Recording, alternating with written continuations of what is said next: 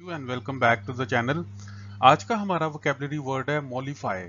मॉलिफाई का मतलब क्या होता है, पार्ट्स ऑफ स्पीच के साथ इसका क्या लिंक है और सेंटेंसेस में इसका इस्तेमाल कैसे करते हैं, और उसके साथ साथ मॉलिफाई की जगह हम कौन कौन से वर्ड जो हैं इसकी जगह पे यूज कर सकते हैं। To know about these all things please stay tune with the video.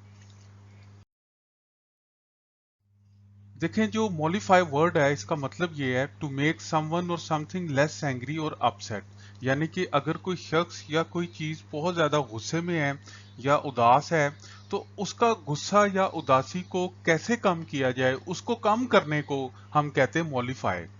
अब आप ये देखेंगे कि मॉलिफाई की जगह ऐसे कौन कौन से मजीद वर्ड्स हैं जो हम इस्तेमाल करते हैं और कर सकते हैं। देखिए, मॉलिफाई की जगह पे आप कूल ऑफ भी कह सकते हैं, cool off, settle down, cool down, simmer down और काम डाउन। यानी कि ये सारे वो जो वर्ड्स हैं, ये सारे जो फ्रेजल वर्ब्स हैं, हम मॉलिफाई की जगह पे यूज कर सकते हैं। और जैसा कि आप जानते हैं कि मॉलिफाई एक वर्ब है। अब सेंटेंसेस में इसका इस्तेमाल कैसे करते हैं, तो ये कॉन्सेप्ट हमें मजीद क्लियर होगा। अब देखें, मिसाल के तौर पे, I gave a packet of candies to mollify my kid. यानी कि मेरा बच्चा गुस्से में था, नाराज था, तो मैंने उसको एक पैकेट दिया कैंडीज का, ताकि उसका गुस्सा जो है वो कम हो या उसकी उदासी जो है वो कम हो।